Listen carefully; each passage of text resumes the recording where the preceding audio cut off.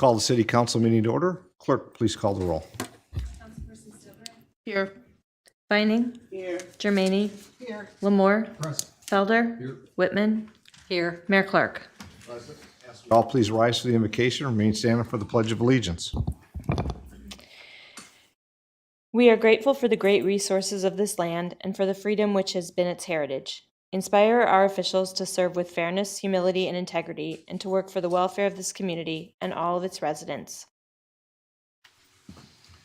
I pledge allegiance To the flag of the United States of America, and to the republic for which it stands, one nation, under God, indivisible, with liberty and justice for all.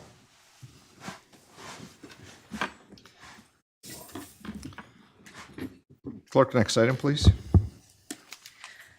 The next item is the approval of the regular agenda. I'll see Mr. Pastu and then councils, or I know we had a comment at the work session. I'll see if council, anything further on that. Okay. Yeah, I just, we talked during the work session is to move item 3660, scheduling CDBG annual action plan, public hearing to the second item on the council action. Yeah, we'll do that under the items from the consent agenda. And but we also talked about our posting our meeting for the 29th. So Right. I'll see if council has any motions for approval of the regular agenda or any changes.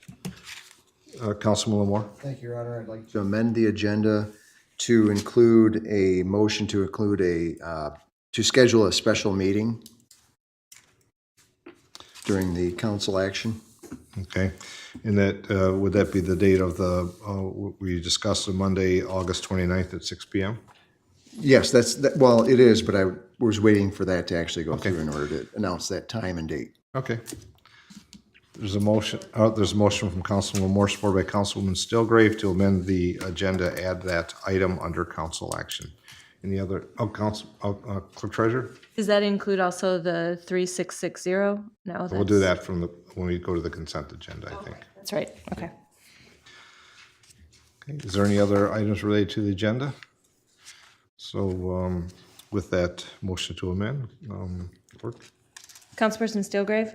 Vining? Yes. Germaine? Yes. Lamore? Yes. Felder? Yes. Whitman? Yes. Mayor Clark. Yes. Next item, please.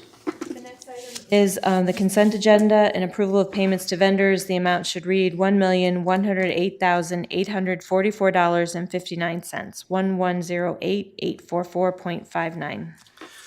Thank you. Are there any items on the consent agenda that council wishes to have pulled for further discussion? Councilman Lamore? Yes, Your Honor, I'd like to pull item number 3660.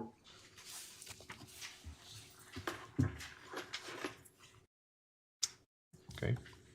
Other items on the consent agenda that the council may wish to have pulled for further discussion? Seeing none, are there any items on the consent agenda those present here this evening wish to have pulled for further discussion? Any items from the consent agenda? Seeing none, a motion would be in order. Councilman Felder? Yes, Your Honor, I'd like to make a motion that all items on the consent agenda be accepted, placed on file, recommendations carried out, and resolutions adopted. Second. Motion by Councilman Felder, supported by Councilman Moore, that all items remaining on the consent agenda be accepted, placed on file, recommendations carried out, resolutions adopted. Clerk, please call the roll. Councilperson Stillgrave? Vining? Yes. Germaine? Yes. Lamore? Yes. Felder? Yes. Whitman? Yes. Mayor Clark. Yes.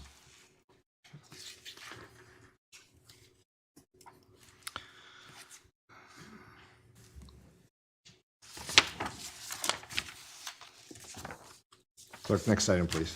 Next item is under presentations, communications, and public hearings. It's item 3673, the Opportunity Center at ALCC Quarterly Report. Thank you. Mr. Pastu? If there's anything else just to add other than just submit the quarterly report for council? And then we had within our item the reports, including the third quarter actual report, as well as information from additional information from the Opportunity Center. If there's any questions from council for staff or Mr. Manager? I don't see any. So do you need a motion for just it's accepted, or? we're good. Or- I don't think we need a motion to accept it. It's just a Okay. communication item. So we have it as a presentation of information that's Yep. obviously available, and it's also within the council packet that those can see through the online as well. So thank you. Clerk, next item, please. The next item is 3675, Employee Retirement System Actuarial Valuation Resolution. Mr. Pastu. Thank you, Your Honor. Again, there's no action necessary on the part of council, but it's a resolution from the pension board regarding the actuarial valuation, and it just informs council of their obligation, although it doesn't specify the dollar amount. It is referenced in the actuarial valuation, and we'll be contributing almost $600,000 less. Last year, it was 2.2 million. Now it's about 1.6.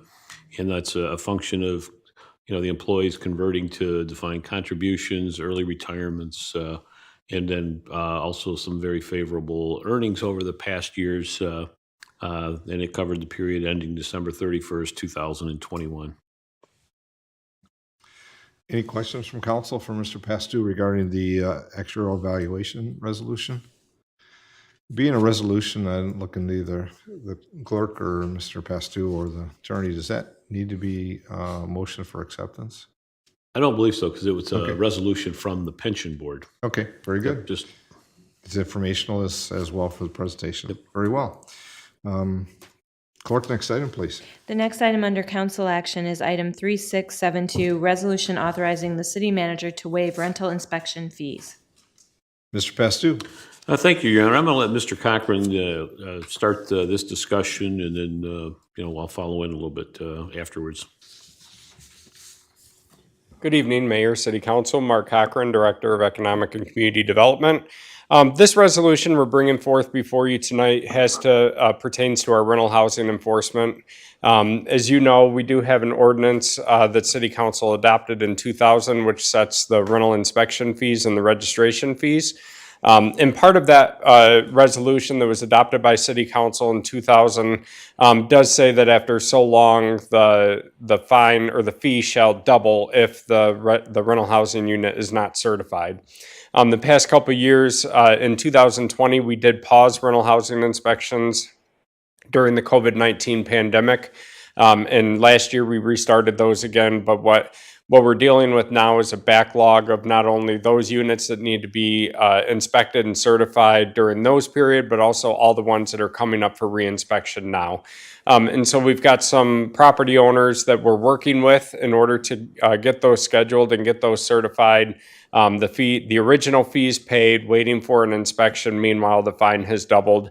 And so what we're asking for tonight is for City Council to grant the city manager, upon recommendation of the building official, the authorization to waive the doubling of the fee after the unit has been certified. And so in essence, once the unit is paid, once the unit is inspected, it becomes certified. After working with the property owner on good faith, then the city manager would be able to waive the additional $120 doubling of the original fee. Any questions or comments from council on this item? I think it was, obviously that plus the attachment was pretty clear of what we're being asked to do. Councilman Lamore? Just make a motion, Your Honor, to adopt the resolution authorizing the city manager to waive certain rental inspection fees and charges in mitigating circumstances when the building official recommends after a landlord's rental property has been certified in compliance with all applicable laws, ordinances, and codes. Motion by Councilman Lamore, supported by Councilwoman Germaine on item 3672, the resolution authorizing the city manager to waive rental inspection fees. No further comments. Clerk, please call the roll. Councilperson Steelgrave? Yes. Vining? Yes. Germaine? Yes. Lamore? Yes. Felder? Yes. Whitman? Yes. Mayor Clark? Yes. Next item, please. Will be item 3660, Schedule CDBG Annual Action Plan 2022-2023 Public Hearing. Thank you. I know, Councilman Lamore, I know we had a discussion about this at our work session, and we're, I guess, looking for information just as an upfront for this. Is that correct? Yes, sir. Just would like to be a little bit more transparent to the public so they understand exactly what's going on with the CDBG annual action plan for this year. Mr. Pesto, I see Mr. Cochran is up. I know that he has some background, but anything that you have to introductions? Nothing else. Okay. Mr. Cochran. Good evening again. This document is a document that we're required to submit to HUD every year related to our CDBG activities. Our department, Economic and Community Development, administers the city's CDBG program. I will give a lot of credit to Caitlin McBriarty on my staff, who does a great job of tracking our CDBG and all the reports and making sure that they're done timely and thoroughly. And this document is just a shining example of that. So the CAPER is just an annual progress report for our action plan that demonstrates the progress that we're making toward our goals that have been selected in the CDBG action plan. So every year, City Council adopts the CDBG action plan, which lays out where we're going to direct all of our funding to. In this document that we're opening a public comment period on and scheduling a public hearing for relates back. It is a HUD document that's put out by the federal government, so we don't control the template.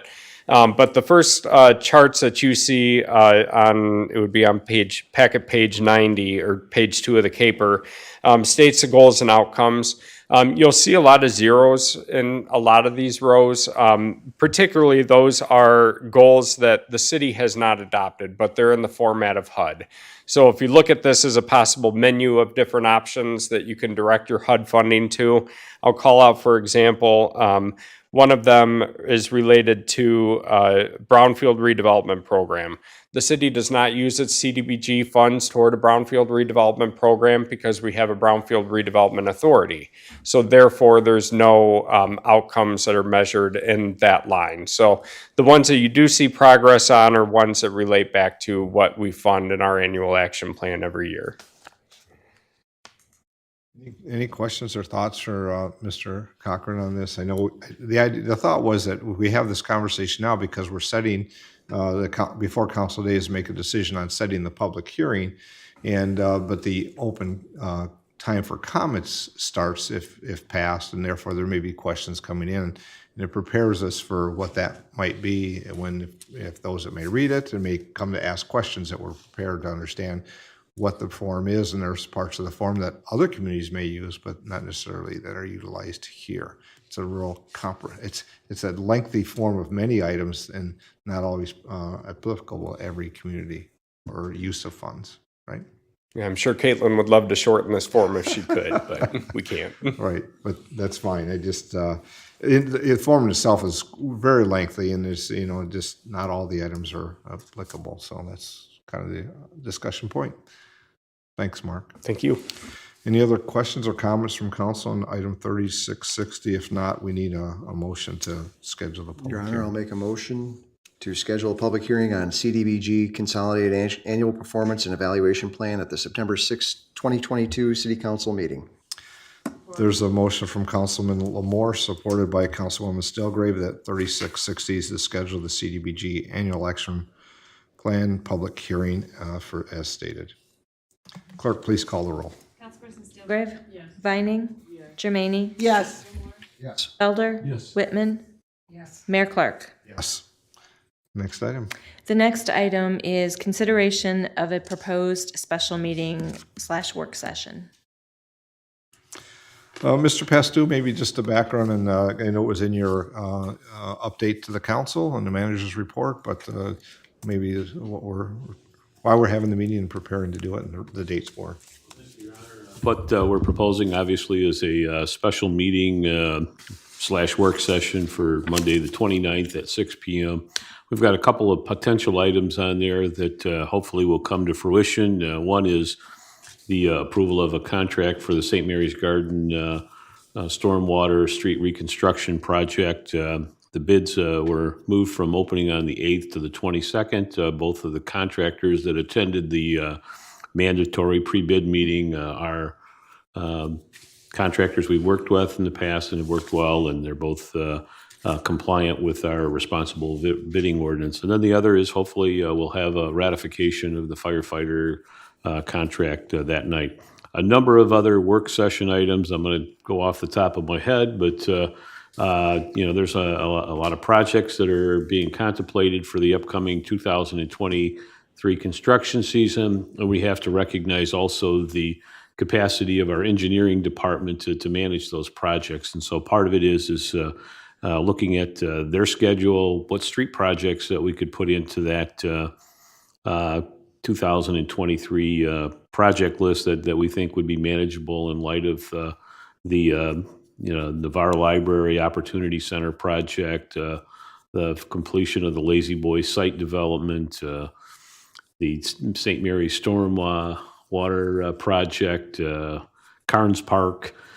There's just on and on. And so consequently, we've got a capacity challenge that I think we can manage it, but it's going to require some input from council that night. So, and then a couple other items related to the battlefield projects and organizational issues as well. So I have no idea if we'll make it through that night, but we'll give it a shot.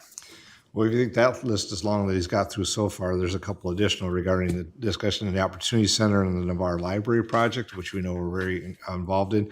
And somehow the first one is on there, but it's the proposed strategy for the refuse recycling request. That's right. Yes, I forgot about that too. So there's much there. This is it's going to be a busy evening. I think a lot of important items, but I think as we talked as a council, when do we pick that opportunity for that additional session to really have that work session conversation? There's action items. It's a special meeting for that purpose, but the work session ones is really come and just share the ideas and thoughts as we do all this development discussion. So, well, we'll be here for a bit of time, which is good. So I appreciate if council sees to schedule this meeting and have this discussion we've asked for. So, Mr. Buds? Your Honor, I was just going to say one thing. Since there are a couple of action items that are proposed for that, I would suggest that it be as a special meeting, not to call it a workshop, because of our policy as far as action items at a special meeting. And then I also wanted to point out, I think that social district was also on there as well, because we have to articulate the reasons for the special meeting. I'll say good luck to all of us as getting through all of that, but we'll make our best effort. And I'd rather be over-inclusive rather than under-inclusive for that list. Thanks, Mr. Buds. And we're willing to share, so we want everybody to come as well and enjoy this here or and as we have the conversation. Because I can see another September meeting here. So with that, if there's nothing further. Your Honor, I'll make a motion to schedule a special meeting / work session for Monday, August 29th at 6 p.m. Just wait one moment. Do you want it just to be the special meeting? I would. Just and- special meeting? Yep, and I would also say for the purposes that have been articulated in the comments here this evening. Very good. I make a motion to schedule a special meeting for articulation that we basically purposed tonight, this discussion for Monday, August 29th at 6 p.m. Motion by Councilman Moore, supported by Councilwoman Germaini, to set the special meeting for the date and purposes stated. Clerk, please call the roll. Grave? Yes. Vining? Yes. Jermaine? Yes. Lamore? Yes. Felder? Yes. Whitman? Yes. Mayor Clark? Yes. Next item, please. No other items this evening, Your Honor. Well, it's August. Councilwoman Stelgrave, you are first. Thank you, Your Honor. I would like to remind people that this Thursday is our last concert in the park. It is also the Ducky Dash. All right. Great time. You need to come and enjoy that. Also on Saturday, downtown, the Vintage Mercantile and downtown businesses and everything are doing a sip shop and shop, something like that, the whole day from 12 to 6. So I encourage everyone to come downtown and check it out. And that's all I have, Your Honor. Thank you. Councilwoman Vining. I don't have any comments this evening. Okay. Councilwoman Germaini. Thank you, Your Honor. I want to welcome Julie Everly to the administration of City Hall. Thank you. Thank you for being here and taking us on. And I want to thank Patrick Lewis for doing such a great job with the engineering and all the construction progress we've made in the city so far that will hopefully be finished soon. Thank you. Councilman Lamore. Thank you, Your Honor. Welcome, Julie. Great to have you aboard here. Thank you. Also, there are bones rising out of the ground at the old Lazy Boy grounds. Great to see the progress going on out there. A lot of new things popping out of the ground. I couldn't be happier. Can't wait to see more. So keep on bringing it on. Love it. Thank you. Councilman Felder. Yes, thank you, sir. I appreciate it. Certainly welcome Dr. Everly. We had a small reception for her this morning as she moves into her new role here as Human Resources Director for the city. So we appreciate you having on board and welcome. Thank you to the river cleanup. I see Chairman Egan here along with several other members of the committee. I think we had a fabulous river cleanup this weekend in the city and the downtown. I think we actually expanded the scope of the project last minute because we had enough volunteers to enhance the coverage area, so that was awesome.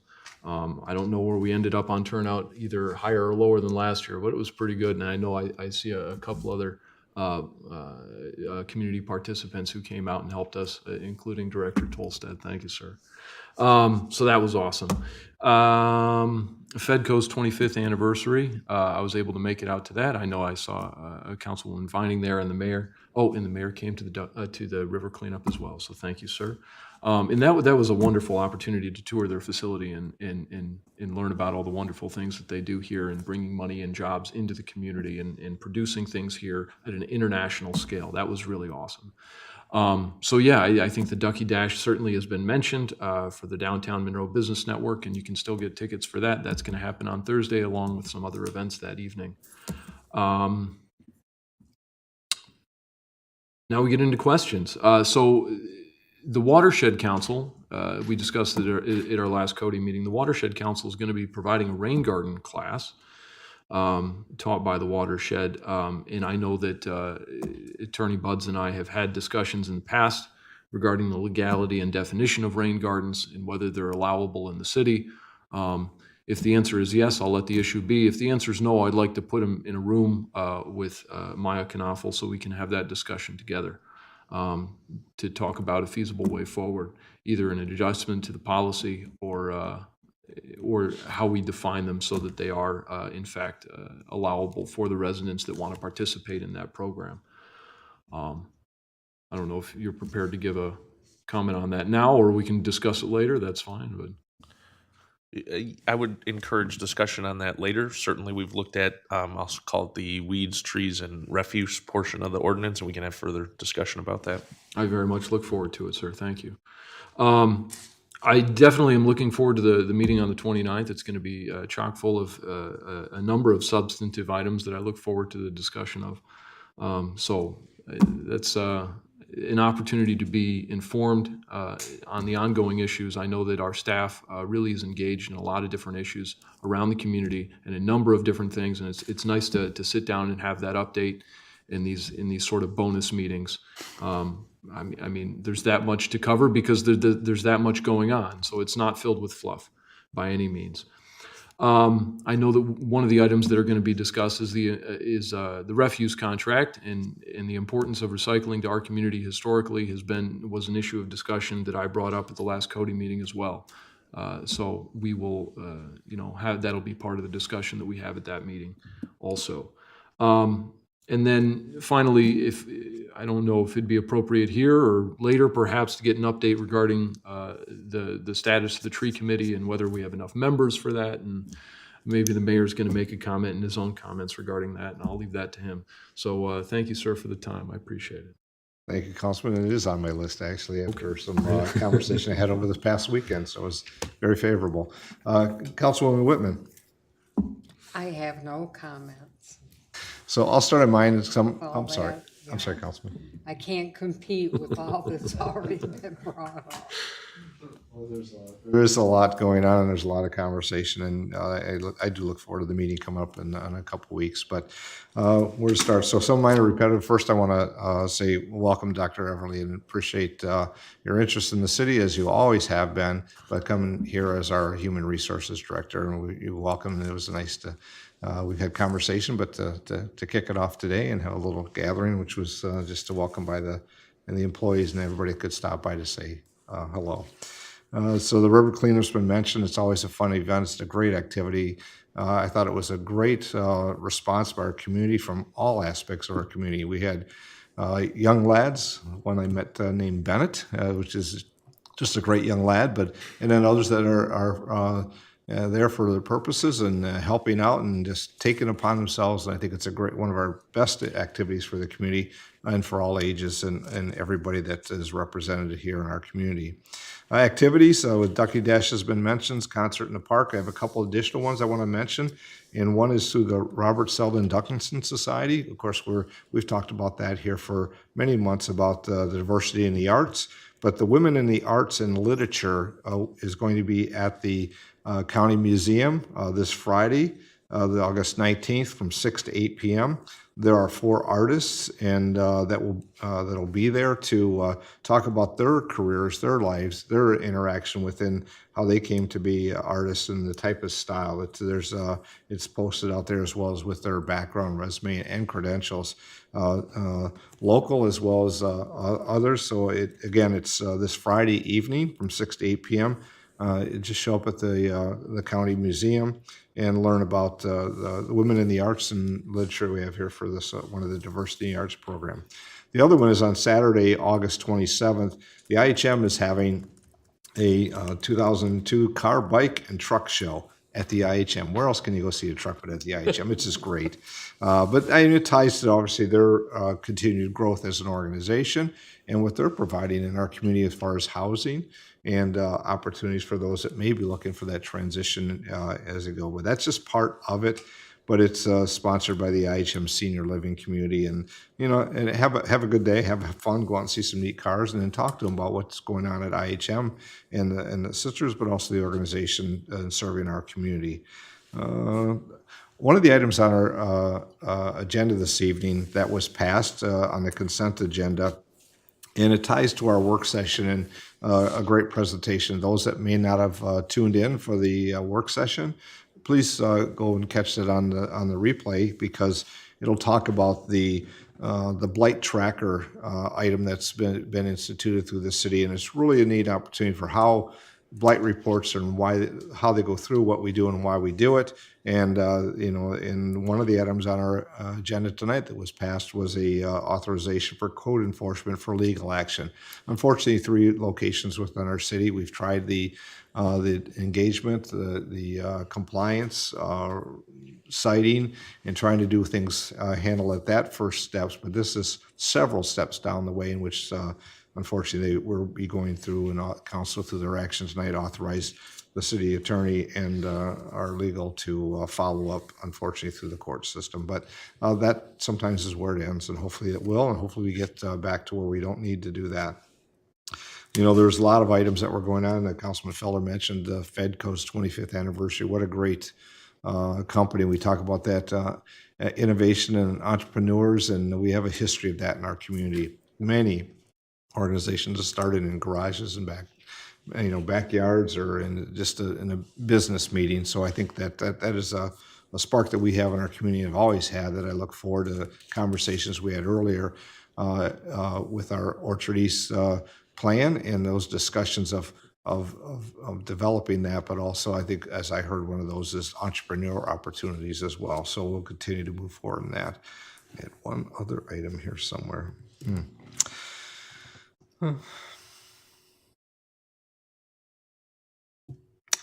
Tree committee. That's it. Councilman Felder was timely because as we work process through this, it goes back to even to the end of our previous council, and is to form the tree commission, and why that was important. It wasn't just about cutting down trees, but it was about the tree canopies. It was about planting and how we go through that all. Well, we received some applications early on, but the main applications, or most of the applications received, were from non-residents. While we are embracing to have a non-resident on there because they may do business here or are a part of our community in a sense, the majority were looking for to be residents. So through a discussion last week and received another application that would give us the number of 5 members to be considered. I'm going to, I mentioned it to Mr. Pastu here just briefly. I want to meet with our forester next week. He'll be back in the office, Mr. Lewis as well, because the oversight on that. And also review the applications internally. I think that the 5 applications that I'm looking at, 3 are residents, 2 are external, but they bring some credentials that I think will be beneficial to the discussion. You know, we all know here, and most of you are here and maybe watching know that we have a GIS system, and you can go and look on that system and see the tree that's planted in front of your house and see what kind it is. There's a replacement menu to pick if there's going to be a replacement. But my hope, Councilman, is to bring it in the first meeting in September. And the reason for that is that we get into the fall is one of our planting seasons, spring and fall. So if we can bring this committee together, really establish what is the purpose and intent, what we as a council has wanted to push forward on that, and have discussion not only just about are we cutting trees down or not, are we planting, but what is the type, style, and minus the silver maples, of course, because they've been hazardous here, but with the size that they get, and how do we make that in the right locations, and look at our city collectively from one street to the next. And so that's what looking for in the tree commission. And also learn about the planting season and some background and seeing the GIS, and then putting together kind of a comprehensive plan of delivering our tree service in the future for our residents. And so I do look forward to getting that. My intent is the first meeting in September to bring that forward. But I think we need to have some internal conversations and an opportunity to meet and review the applications as well. So thank you for these right on there. This was my last item. And I promise not to apply for this one. Okay.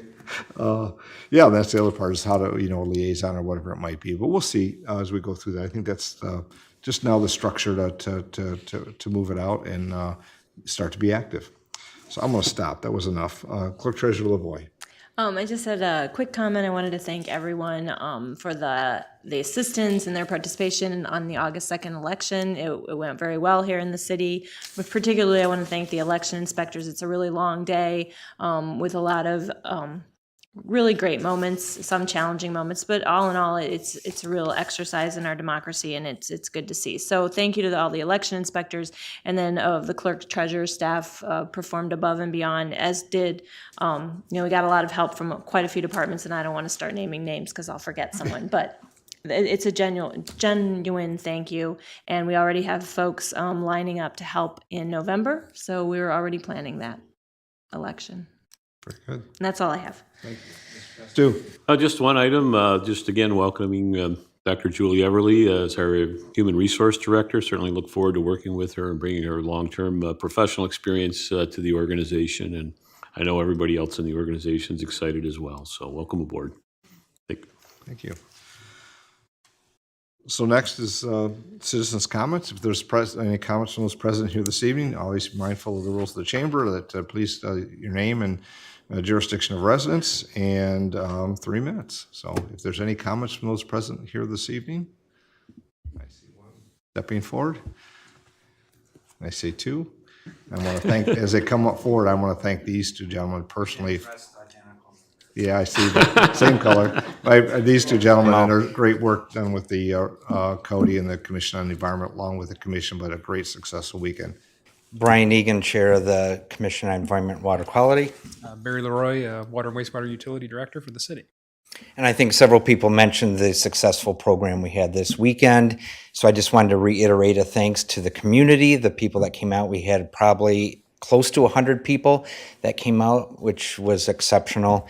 We expanded the scope. I think Councilman Felder had mentioned that. We went from Veterans Park all the way down to Soldiers and Sailors Park. So all the businesses behind along the river on that side, you have a very clean bill of health, and the Ducky Dash should have no issues at all. So, DPS, communications, public safety, also Director Tolstead and his family came out and got dirty pulling out a bike or 2 out. Water Department, MPAC was there, and Monroe County Environmental Fund made it all possible.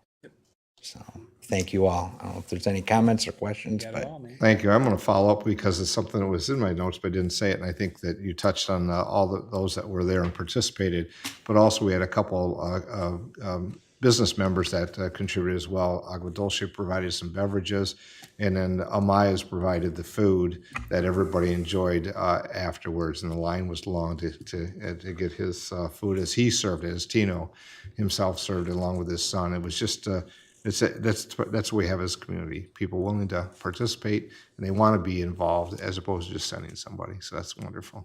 My thanks to them.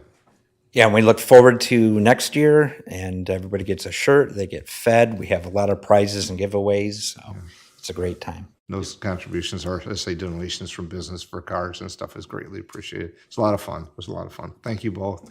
Great job. Other comments from those present here this evening? Yes, sir. Yes, Elliot James, 633 Stone Street, Montgomery, Michigan. On this tree situation,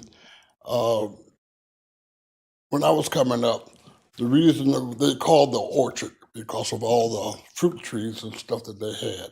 Is there any possible way that we could start putting fruit trees back on the east end?